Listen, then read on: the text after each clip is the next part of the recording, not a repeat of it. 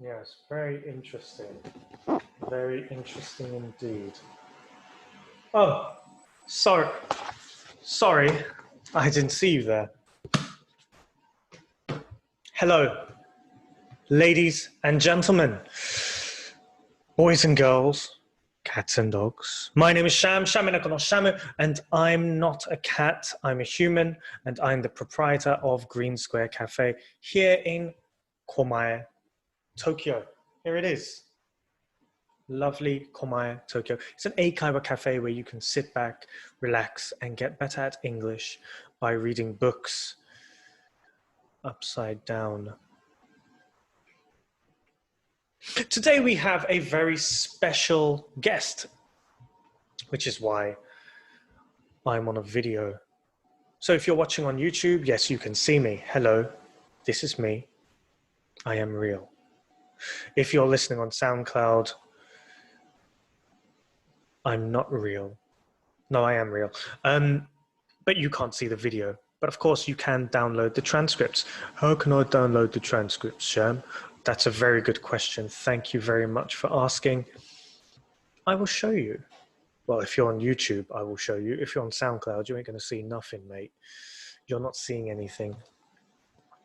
Okay, here it is. Go to the website. Sham Talk is right here. www.greensquare.jp/podcasts. And here's your episode list right here. Episode 1. There we are. We're going to go to one of them. Let's go to pregnancy. The one without other guest, Hitomi. And you can download the scripts here. Script download. PDF. はこちら. Let's download that here. And there it is. Pregnancy. A whole bunch of words, whole bunch of phrases, and some extra information for all of you lovely people and cats and dogs. Please have a look at the transcript. Okay. Today, we have a very special guest. We have a very special guest. Well, today we have a guest, so that is always special. He is a travel blogger, and more importantly, he is a dear friend to myself. His name is Lexx. And he is a travel writer. He's a travel writer on this blog. I'll show you now. Bada bing, there we are. He's a blogger on this website. Okay, Travel Lexx. Website name is right here. Travel, TRAVELEXX.com. And he will give you a lot of different travel tips. He will give you a lot of different favorite hiking trails and lots of guides. So he's been to many countries, a lot of countries, and he is an award-winning blogger. And he joins me today, and I'm very grateful for it. So without any more delay, let's welcome Lexx.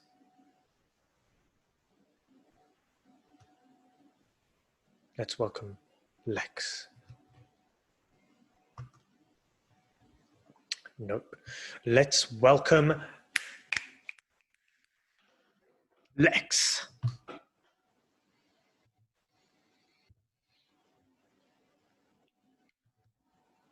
Without any further ado, let's welcome Lexx. Nope, that was the pause button.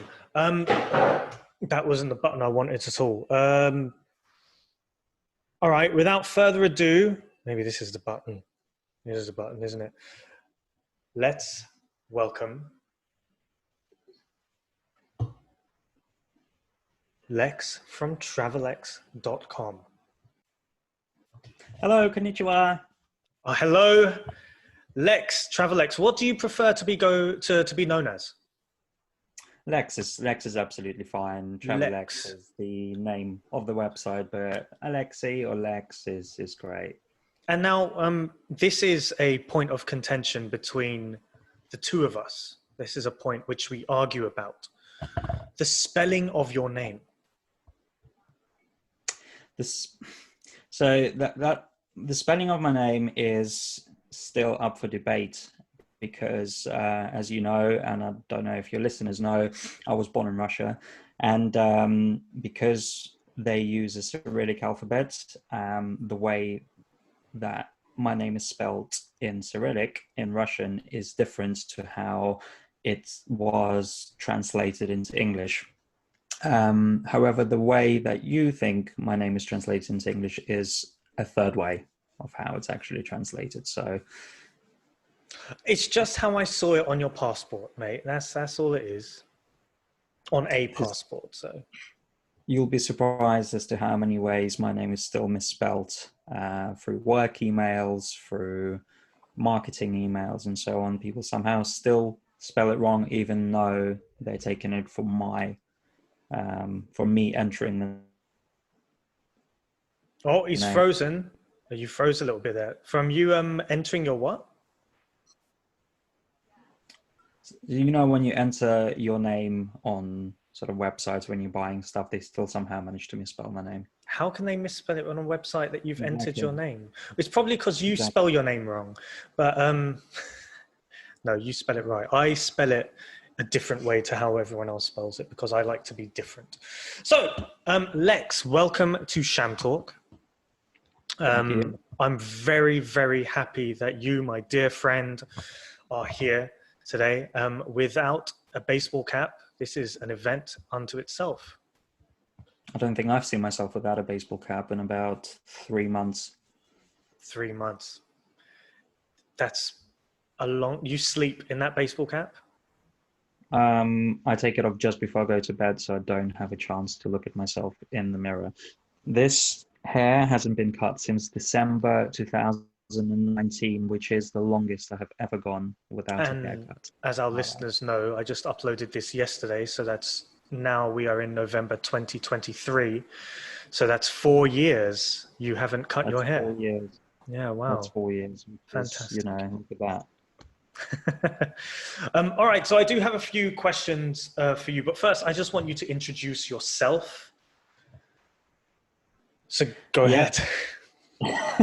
Thank you. First of all, thank you for having me. This is really excited about this.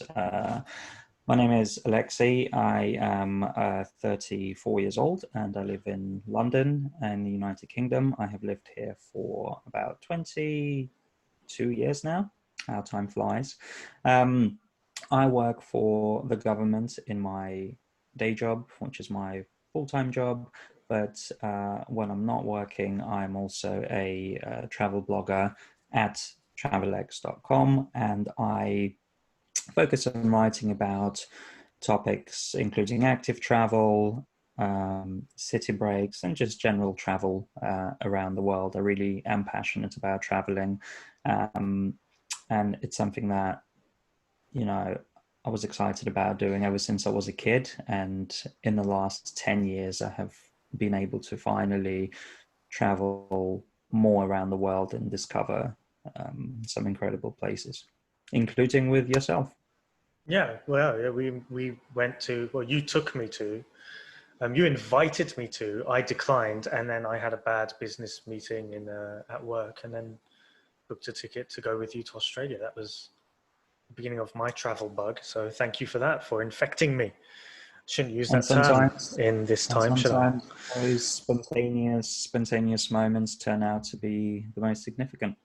Yeah, completely life-changing events. I mean, I wouldn't be in Japan now if it weren't for just that phone call, just maybe for your invitation, actually. That invitation I wouldn't have thought that I could have gone traveling with you to Australia for a year if you hadn't actually said, why don't you come with me?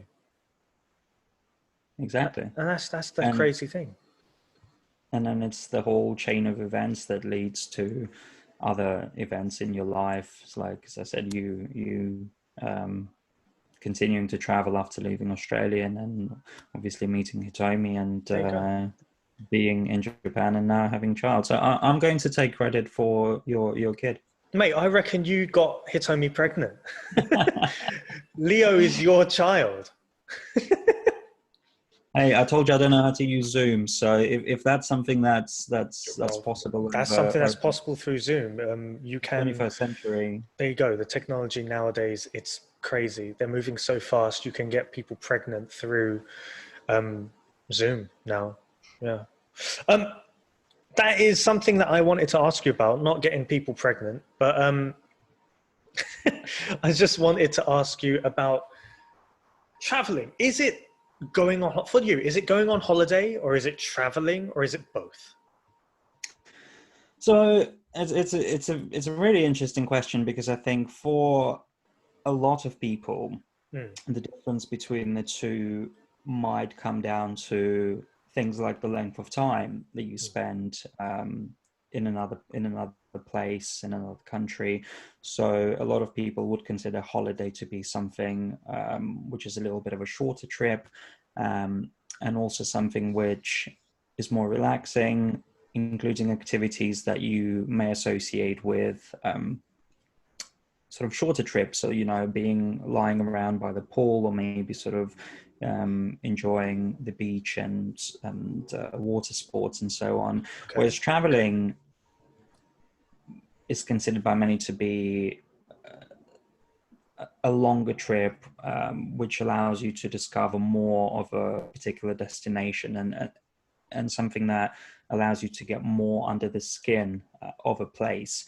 However, those labels, I feel, are not necessarily helpful, because travel is a very individual thing. Of course. Yeah. So I feel that you can have a very short trip that you can badge as travel. So you can go away for a short weekend. For example, you could go from Tokyo to Osaka for 2 or 3 days and discover places that a lot of people, even a lot of Japanese people, may not know about. So you are traveling in that sense. And you can also go for a long period of time. You can go away for a month and 2 months and just essentially have a holiday. It's really down to what you want to get out of your journey, and what you want to sort of achieve by doing it. Yeah, that's very true. So for you, your goal when you're traveling is, well, when you go abroad, it is for traveling. It's to experience. I mean, what is your goal when you travel? So for me, it's all about the excitement of visiting new places. It's about discovering new cultures. It's trying food that I'm not familiar with. It's about challenging myself to try things maybe that I haven't done before, may it be an activity or speaking a foreign language that I'm not familiar with, or I haven't sort of learned. It's just sort of learning about the world, and sort of, it's almost like a form of education. So instead of just sort of going to university or taking an evening class, I find travel is one of the best ways to learn about the world and about people within it. And I think travel definitely enriches your perspective on the world, which I think, especially now with everything that's going on in the world, is very important, because I don't think we are getting the full picture when it comes to what's going on in the world. And I think visiting places and actually experiencing them for yourself is one of the best ways to kind of understand what is going on Earth. So you like to try and understand the culture and the experience of local people when you go traveling. But do you also like to see, do you also like going to tourist places, like landmarks or attractions, tourist attractions? Yeah, I mean, I would be lying if I said I didn't enjoy sort of ticking off some of the popular places that tourists like going to. So of course, if you are going somewhere like Paris, you will want to see the Eiffel Tower.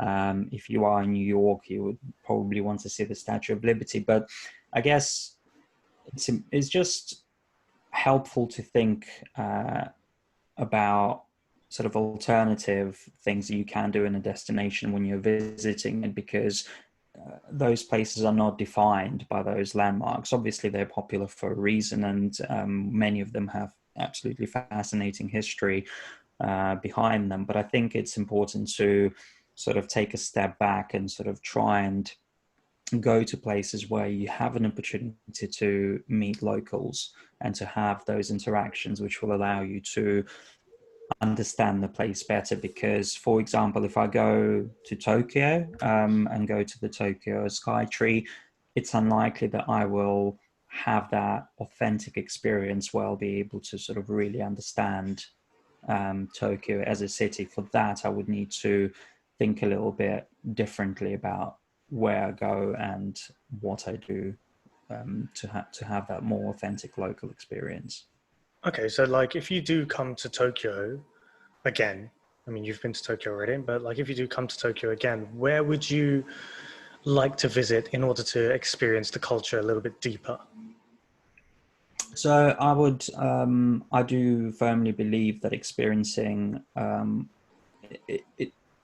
you can experience a culture through a country's cuisine. So I do really believe that food is like a language almost. You can sort of learn so much about a culture and about a destination by trying its food. And for example, in Tokyo, I would love to have an opportunity to go to more traditional places where locals eat. So izakayas, so the would be a great example. So I remember the last time I was in Tokyo, you took myself and some of our friends to one of those izakaya pubs, and that was just a fantastic experience. There wasn't a single tourist there. I don't even think there were any expats there. There were just loads of locals enjoying themselves, and sort of that has always stuck in my memory because it was an experience which was very very special, because I could see that this is what goes on a daily basis in the city. This is how the city lives. Whereas if you just stick to sort of the, places like Starbucks or, touristy restaurants, you don't get that sense of authenticity that you would get from local restaurants. So I think the next time I am in Tokyo, which hopefully won't be too far off in the future, I would really love to visit more traditional restaurants, bars, and really try. Oh, you're frozen again. So yeah, I would love to just sort of talk to people and engage with more locals and try and understand the place that way. Okay, that sounds really cool. Please come back soon. Please come back like tomorrow, where you'll have to. I don't think you'd be allowed in, actually. For 2 weeks. I don't even think you'd be allowed in, mate. I don't know if the UK is banned. They've banned a lot of countries from entering Japan at the moment, and which is strange because Japan also judged America for their visa withdrawal, basically. And, so it's just a massive political. What is the situation in Japan at the moment? Everyone is infected with coronavirus. Everyone. Okay. We're all doomed. No, actually, it's not. It's not very easy to explain. And I have made a podcast about COVID-19, but please listen to it. No, but things have happened a lot since then. Basically, it started to die down. The infection started to fall. They were decreasing. And now slowly it is increasing again. So yesterday, I think there were 223 new cases of infected, and that's pretty big for Japan. The day before it was 100 and no, the day before it was 70 something. The day before that it was 120 something. The day before that it was 100 something. The day before that it was 60 something. The day before that it was 54, I think. And then the day before that it was under 50. So you can see a trend where it's starting to increase again as they've opened up. The thing is that in terms of relating this back to travel, the areas which are affected are travel destinations like Shinjuku, travel hotspots if you want, Shinjuku and Ikebukuro. But it's not for travel reasons. The reason why it's spreading in Shinjuku and Ikebukuro is because of Chabakura. Do you know Chabakura? Have you heard of Chabakura? Chabakura is basically like a hostess club where you go and talk to girls, and you can do a little bit of other things, if you know what I mean. It's one of those kind of places where a cheeky chappy might go if he's feeling a bit lonely. And it's normal in this in this day and age, COVID-19. A lot of people are isolating. Who are we to judge? No, I don't judge, except I do judge. I do judge. Same here. Same here. For the record, Travelex absolutely judges. Exactly. I judge those cheeky chappies. I judge them because this is an area which is known, and this is a kind of industry which is known to be quite dangerous in terms of spreading coronavirus. And yet people still choose to go to these establishments, these places. So I think they do warrant some judgment, knowing that they are likely to spread infection to other people, and that it has been on the news that these kind of places spread the infection. So that's the situation now. It's not too bad, and I think that is largely down to the Japanese people, you, the listener, or the viewer, wearing masks. I mean, Japanese people are very cautious, and they do have a culture where they wear masks. Yeah. And they have a culture where they wear masks, and masks have been found to reduce the chance of spreading coronavirus or getting coronavirus by 75%, according to a study in Hong Kong. And that is why I think the UK and America have seen, and Italy and Spain and European countries have seen such large numbers of infected people. That, and of course, failures of government. Yeah, absolutely. And I think it also raises some potentially very interesting points, and can lead to some interesting discussions about, well, how is travel going to adapt? And not just travel, obviously, many other industries around the world, but it's particularly travel, because obviously you talked about, very popular areas of Tokyo seeing spikes, and what is that going to mean for sort of travel going forward? How do these countries prepare to receiving, thousands, millions of tourists? Because I think I saw that Japan's rate of sort of incoming tourists has dropped by almost like 100%. Like back in April, I believe the rate of Chinese tourists, which obviously forms quite a significant part of your sort of influx of foreign visitors, has dropped so significantly that there was even potentially talk about sort of supporting tourism by sort of paying a certain amount towards people's visits. Like I know that I think eventually turned out to be something for Japanese visitors only. But I mean, even just sort of hearing about those kind of schemes is very interesting, and really, I think, puts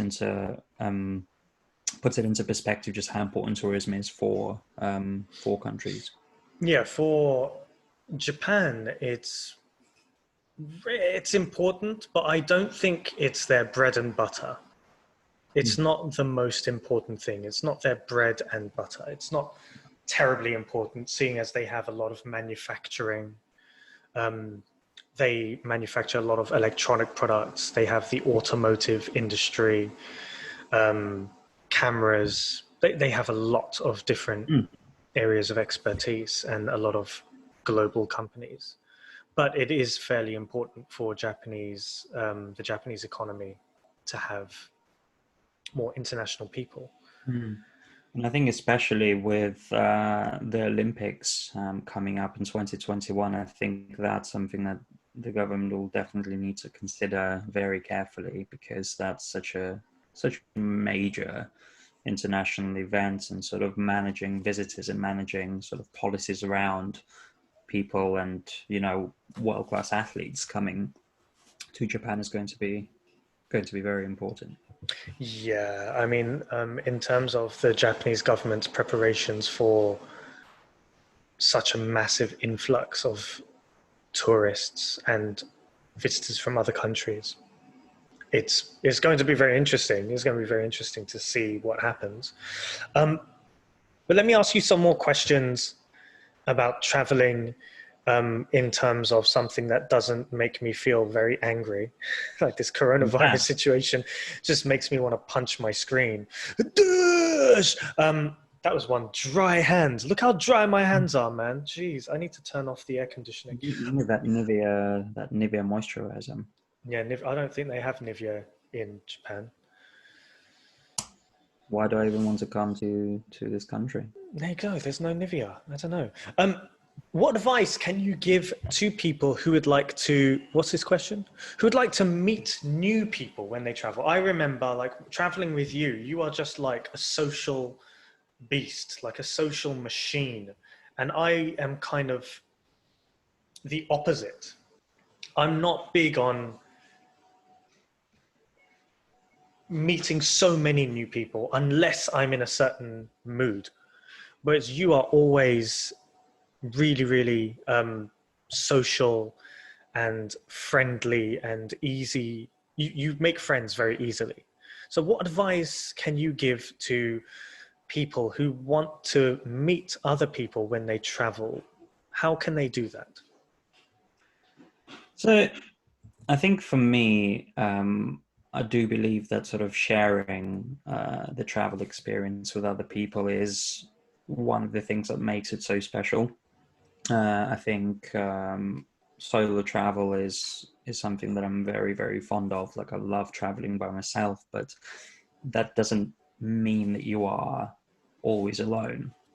So you may leave a place, leave home by yourself, and you may arrive to your destination by yourself. But there's just so many opportunities for sharing that experience, and not just with locals, but with other travelers as well. So I think the most important thing is to just be very open-minded about meeting other people. I know that in some cultures such as the Japanese culture, people can be a little bit more reserved, and I think and a lot of people in the UK and the US just naturally, as you said, may just not be as sort of outgoing potentially, and may find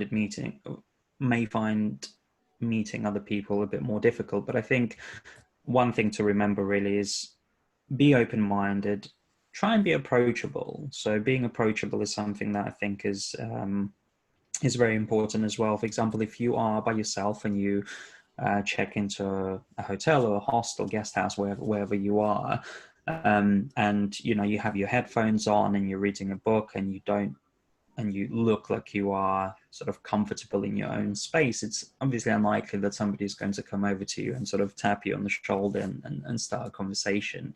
Most people kind of generally, respect your privacy and respect your space. So I think don't be afraid to come up to people, especially in places like hostels, which are fantastic for meeting new people, where people are there because they want that social interaction and social experience, and where owners or staff at those hostels, it's almost their job to kind of sort of make those connections happen, organically or otherwise. So yeah, if you're having breakfast at a at a hostel, it's absolutely fine to come up and sit next to somebody and maybe ask them a question like, where are you from? So that's always a very good opening line, you know, where are you from? And, you know, they might say a country that you've already been to, or a country that you really want to visit, or it might be even your home country. So there's just endless opportunities as long as you let yourself kind of be open to having those interactions. I mean, if you are just if you don't look like you want to have a conversation, then it's unlikely that people will sort of opt to have that conversation with you. And another thing is just sort of be, you know, be open-minded about it, and actually you know, start a conversation. As I said, to start that conversation, sometimes it can. Conversation. Yeah, I think, like, you talked about me being sort of super social and stuff, but I think over the years I've kind of toned that down a lot more. I'm a lot more sort of reserved, I think, when I'm thinking.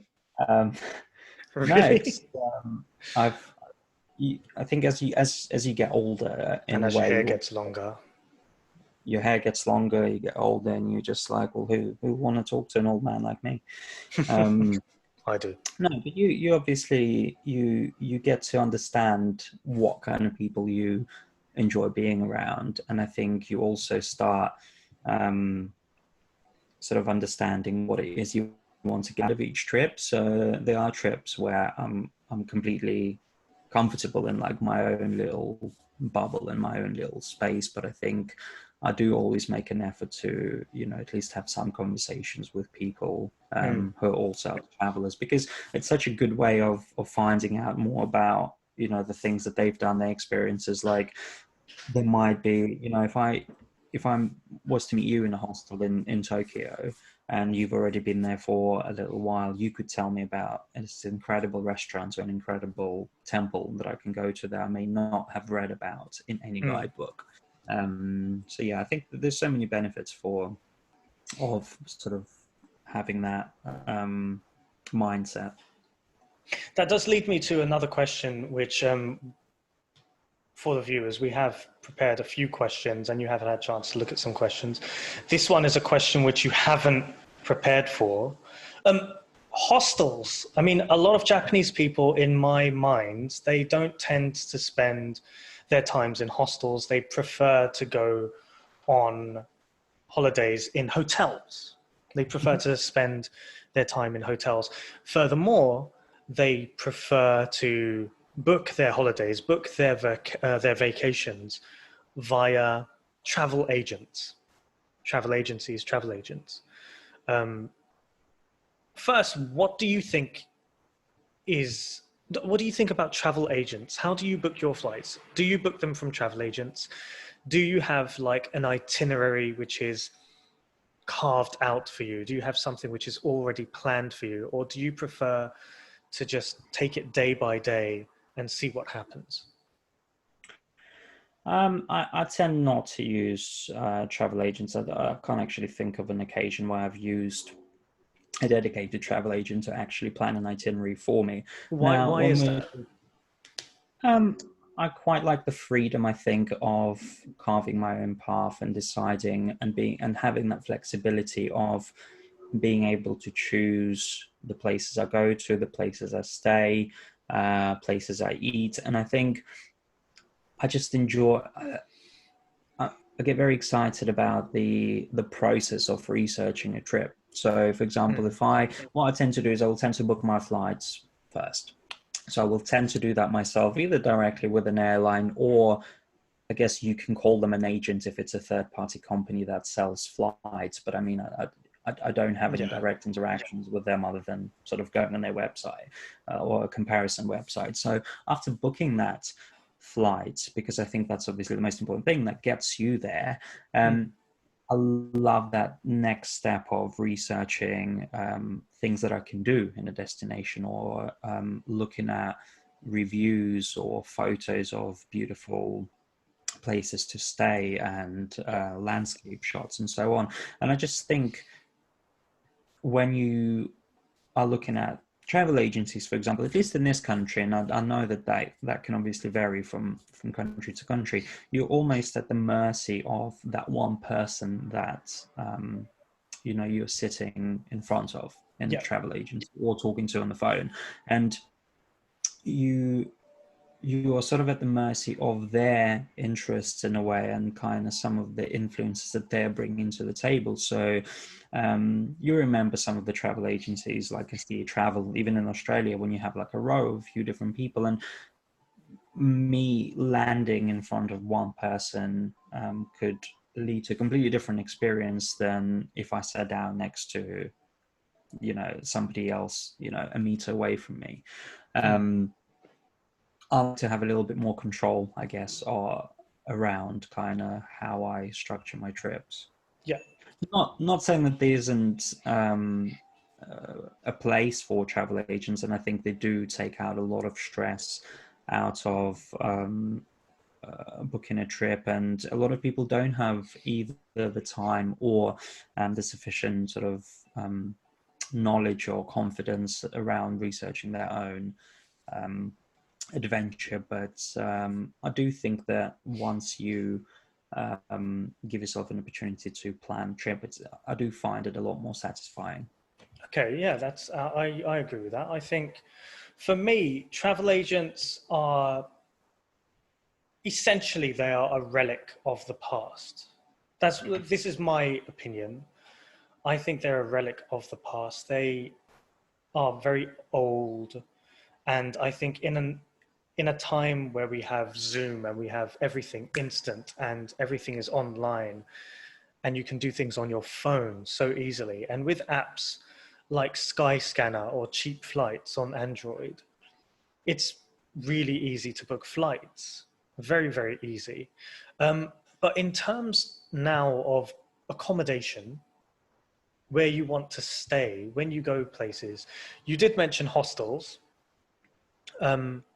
Why would you choose a hostel where you have to share your beds? Like, well, not share your beds. You're not sleeping with not sleeping with random people in the same bed, cuddling them and stuff. Like, oh, hello, Oji-san, this old man next to me. I'm just keeping him cozy. Why would you share a room with 5 other potentially dangerous criminals? Not criminals. Why would you share your room with other travelers? Why would you sacrifice that privacy? 5 other people sounds like a dream, to be fair. I've stayed in rooms that have way, way, way more people than that. So I think I've stayed in a room with 23 other people once. So 5 people sounds like, that sounded like a fantastic night in my book. Well, mate, it sounds like that 23 people in one room. Sounds like you're playing a football game with a referee, man. There's a referee and all. So he's sleeping. That's why he missed that goal as well. Yeah, there you go. Offside. What offside? He was asleep. He didn't even see it. I don't even know what we're talking about anymore. So hostels. I mean, I think you asked me why sort of I like. Yeah, that's it. Why hostels over hotels? Why hostels over bed and breakfasts? Why hostels over companies like Booking.com, HomeAway, and Airbnb? Ladies and gentlemen, that was the first part of our interview with Lexx from TravelX. Stay tuned for the next part coming soon. And don't forget, we are on all of your favorite social media sites, Instagram at greensquare.cafe and Facebook and Twitter at Greensquare Cafe. So please have a look and please give us a follow. We give free basic English lessons on our social media. Very helpful, we think. So give us a follow and give us a like. And we'll see you on the next one. Be blessed.